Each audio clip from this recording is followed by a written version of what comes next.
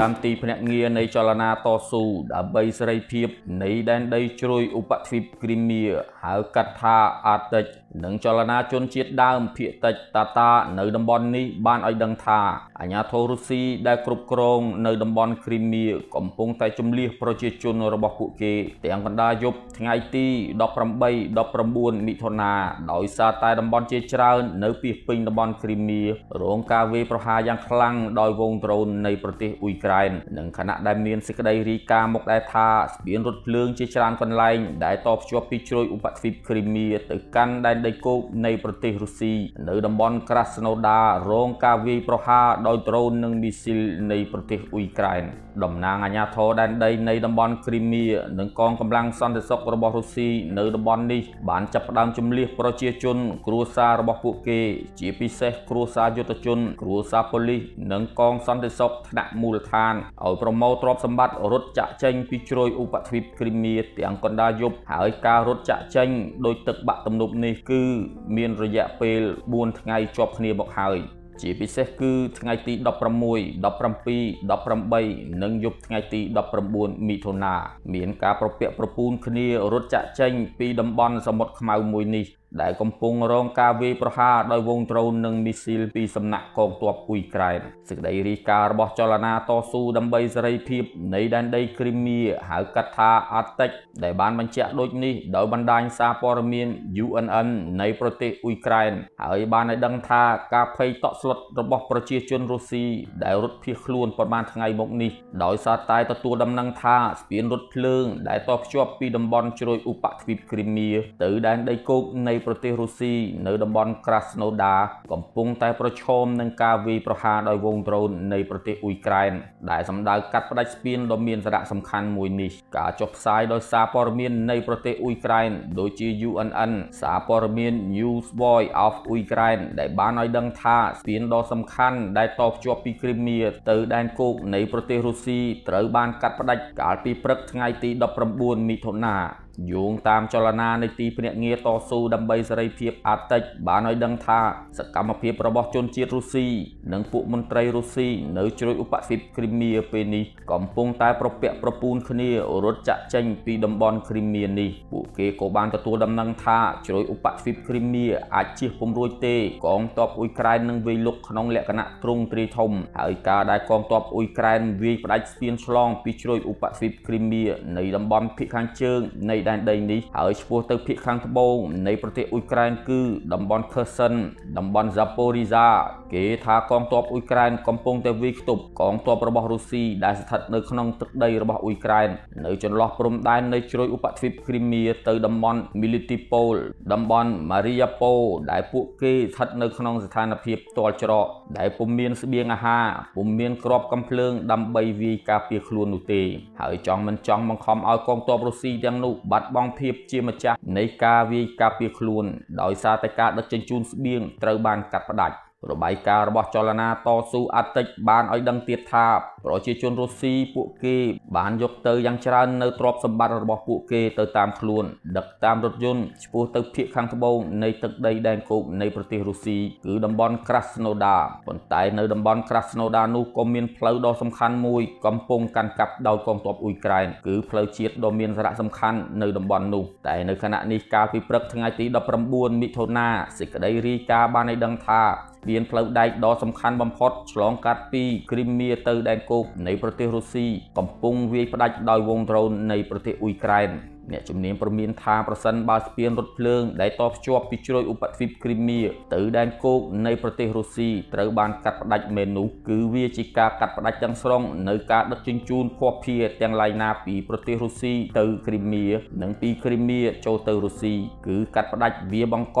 ផលវិបាកធ្ងន់ធ្ងរចំពោះប្រជាជនរុស្ស៊ីដូច្នេះប្រជាជនរុស្ស៊ីដែលរត់ចាក់ចេញពីជ្រោយឧបទ្វីបគ្រីមៀទាំងកណ្ដាលយប់រយៈពេលប៉ុន្មានថ្ងៃមកនេះគឺពួកគេបារម្ភខ្លាំងពីការដែលពួកគេមិនអាចរកច្រកចេញរួចនៅពេលដែលស្ពានជាច្រើនដែលឆ្លងកាត់ភាគខាងជើងឆ្ពោះទៅភាគខាងត្បូងនៃទឹកដីរបស់រុស្ស៊ីត្រូវបានកាត់ផ្ដាច់ដោយការវាយប្រហារពីសំណាក់ដ្រូននិងមីស៊ីលរបស់អ៊ុយក្រែន ក្រុមចលនាអាតតិចព្រមានថាចាប់ពីថ្ងៃទី21មិថុនានេះតទៅស្ពានទាំងឡាយណាដែលតភ្ជាប់ពីភាគខាងជើងនៃជ្រោយឧបទ្វីបគ្រីមៀទៅដែនដីរុស្ស៊ីនៅដែនដីគោកប្រទេសរុស្ស៊ីគឺត្រូវតែវាយកាត់ផ្ដាច់ឲ្យអស់ដែលក្នុងនោះមានទាំងស្ពានផ្លូវរថភ្លើងនិងស្ពានថ្នល់សំខាន់ៗជាច្រើនទៀតប្រពន្ធដដែលបានឲ្យដឹងថាអាញាធររុស្ស៊ីនៅជ្រោយឧបទ្វីបគ្រីមៀកំពុងតែដឹកជញ្ជូនកូនចៅគ្រួសាររបស់ពួកគេរាប់ម៉ឺនរាប់សែននាក់ចាក់ចេញពីតំបន់ជ្រោយឧបទ្វីបគ្រីមៀគឺធ្វើយ៉ាងណាឲ្យពួកគេរត់ចាក់ចេញឲ្យបាន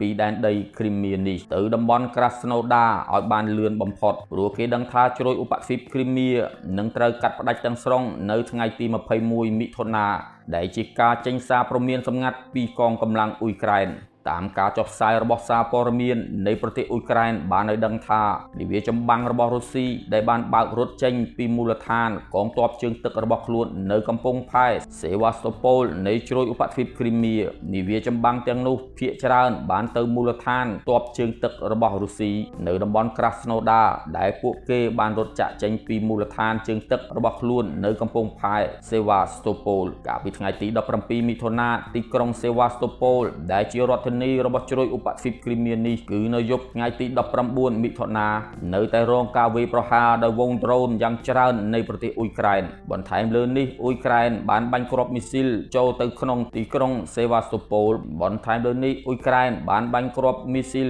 ចូលទៅទីក្រុងសេវ៉ាស្តូប៉ូលបន្ថែមទៀតដែលនាំឲ្យទីក្រុងនេះធ្លាក់ក្នុងអណ្ដាតភ្លើងឆាបឆេះយ៉ាងសន្ធោសន្ធៅទីបញ្ជាការកណ្ដាលរបស់កងទ័ពរុស្ស៊ីដែលឈរជើងនៅជ្រោយឧបទ្វីបគ្រីមៀជាពិសេសកងទ័ពជើងទឹកបានសម្រេចចាក់ចេញផ្លាស់ប្ដូរទីតាំងបញ្ជាការរបស់ខ្លួនទៅនៅតំបន់ស្ពានខឺតគ្រីមៀហើយឥឡូវនេះបើយោងតាមសេចក្តីរាយការណ៍បានឲ្យដឹងថាបានបំលាស់ទីរហូតទៅដល់ដែនគោកនៃប្រទេសរុស្ស៊ីគឺនៅតំបន់ក្រាស្នូដាតំបន់ក្រាស្នូដានៅភាគខាងត្បូងក្នុងទឹកដីរបស់រុស្ស៊ីដែលនៅទីនោះគឺមានមូលដ្ឋានទ័ពនាវាចម្បាំងរុស្ស៊ីផងដែរតែដ្រូនរបស់អ៊ុយក្រែនកំពុងតែតាមប្រមាញ់បាញ់ចូលតំបន់ក្រាស្នូដាជាច្រើនសប្តាហ៍មកហើយដ្រូនរបស់អ៊ុយក្រែនបានវាយប្រហារទៅលើទីតាំងរោងចក្រចម្រាញ់ប្រេងក្នុងតំបន់នេះទីតាំងស្តុកប្រេងនិងចុងក្រោយត្រូវបានរាយការណ៍មកថាដ្រូនទឹករបស់អ៊ុយក្រែនបានដេញបាញ់នាវាចម្បាំងរបស់រុស្ស៊ីដែលបើករត់ចេញពីឈូងសមុទ្រខ្មៅជ្រោយឧបទ្វីបគ្រីមៀធ្លាក់នៅក្នុងការគ្រប់គ្រងរបស់រុស្ស៊ីនៅឆ្នាំ2014តាមរយៈការកាត់ជ្រៀកទឹកដីដោយអតីតប្រធានាធិបតីអ៊ុយក្រែន Viktor Yanukovych តែក្នុងសង្គ្រាមរបស់លោកពូទីនប្រធានាធិបតីរុស្ស៊ីឈ្លានពានប្រទេសអ៊ុយក្រែននៅខែកុម្ភៈឆ្នាំ2022តំបន់សមុទ្រខ្មៅធ្លាក់ក្នុងភ្លើងសង្គ្រាមយ៉ាងធ្ងន់ធ្ងររវាងរុស្ស៊ីនិងអ៊ុយក្រែនប៉ុន្តែរយៈពេល1ឆ្នាំចុងក្រោយនេះតំបន់សមុទ្រខ្មៅហាក់ដូចជាកំពុងស្ថិតក្រោមការកាន់កាប់ដោយកងទ័ពជើងទឹកនៃប្រទេសអ៊ុយក្រែនប្រើប្រាស់កម្លាំងដ្រូនទឹកនិងវាយប្រហារទៅលើនាវាចម្បាំងរបស់រុស្ស៊ីលិចនៅតំបន់សមុទ្រខ្មៅមិនតិចជាង30គ្រឿងនោះទេក្នុងនោះមានទាំងនាវាមួយទឹកចំនួន2គ្រឿងផងដែរតំបន់សមុទ្រខ្មៅនិងលំហអាកាសនៃតំបន់សមុទ្រខ្មៅគឺកំពុងស្ថិតក្នុងការគ្រប់គ្រងដោយកងទ័ពដ្រូននៃប្រទេសអ៊ុយក្រែនរដ្ឋមន្ត្រីក្រសួងការពារជាតិអ៊ុយក្រែនកាលពីថ្ងៃទី18មិថុនាបានបញ្ជាក់ថាជ្រោយឧបទ្វីបគ្រីមៀនឹងមិនទុកឱកាសឲ្យតំបន់នេះក្លាយទៅជាតំបន់សុខសាន្តសម្រាប់រុស្ស៊ីទៀតនោះទេប្រជាជនរុស្ស៊ីត្រូវតែរត់ភៀសខ្លួនចាក់ចេញពីតំបន់នេះបើពុំនោះទេនឹងត្រូវកកស្ទះនៅក្នុងតំបន់នេះដោយសារតែការកាត់ផ្ដាច់ស្ពាននៅភាគខាងជើងជ្រោយឧបទ្វីបគ្រីមៀត្រូវតែវាប្រហារកាត់ផ្ដាច់ស្ពានទាំងនោះឲ្យអស់ដើម្បីជាការកាត់ផ្ដាច់ផ្លូវគមនាគមន៍ដ៏សំខាន់បំផុតរបស់រុស្ស៊ីរដ្ឋមន្ត្រីការពារជាតិអ៊ុយក្រែនលោកមីកេឡាវពេត្រូបានបញ្ជាក់ថា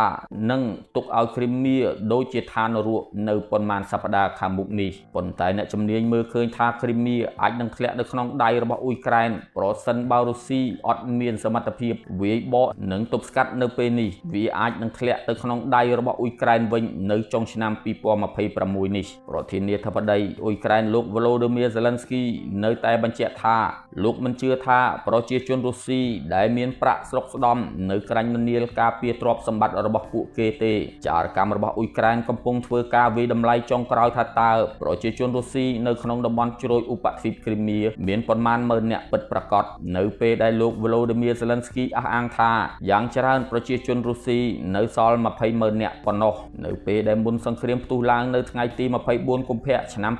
2022ប្រជាជនរុស្ស៊ីមានប្រមាណជិត1លាន 80,000 នាក់លោក Volodymyr Zelensky បានឲ្យដឹងទៀតថាមកដល់ពេលនេះប្រជាជនរុស្ស៊ីកំពុងតែប្រពាក់ប្រពូនរត់ចាក់ចេញពីជ្រោយឧបទ្វីបគ្រីមៀថែមទៀតគេពុំដឹងថាតើចំនួនកងទ័ពរុស្ស៊ីនៅជ្រោយឧបទ្វីបគ្រីមៀនៅសល់ប៉ុន្មានអ្នកពិតប្រាកដនោះទេខណៈដែលជ្រោយឧបទ្វីបគ្រីមៀមិនទាន់ធ្លាក់នៅក្នុងភ្លើងសង្គ្រាមយ៉ាងខ្លាំងដោយសង្គ្រាមដ្រូននិងសង្គ្រាមមីស៊ីលរបស់អ៊ុយក្រែននេះកងទ័ពរុស្ស៊ីមានប្រមាណជាង10ទៅ15,000 នាក់ប៉ុន្តែភាគច្រើនក្រសួងការពារជាតិរុស្ស៊ីបានដកទ័ពរបស់ពួកគេទៅជួយអន្តរាគមន៍កងទ័ពរបស់ពួកគេនៅឯភាគឦសានប្រទេសគឺដកចេញពីជ្រោយឧបទ្វីបគ្រីមៀប្រមាណជាង80,000 នាក់ឡើងទៅយ៉ាងណាប្រធានាធិបតីអ៊ុយក្រែនលោក Volodymyr Zelensky មិនទាន់បានដាក់ថ្ងៃខែពិតប្រាកដថាត្រូវវាយលុកទ្រង់ទ្រាយធំដោយកងទ័ពជើងគោកកងទ័ពជើងអាកាសនិងកងទ័ពម៉ារីនដើម្បីចាប់យកឧបទ្វីបគ្រីមៀថ្ងៃណាពិតប្រាកដនោះទេ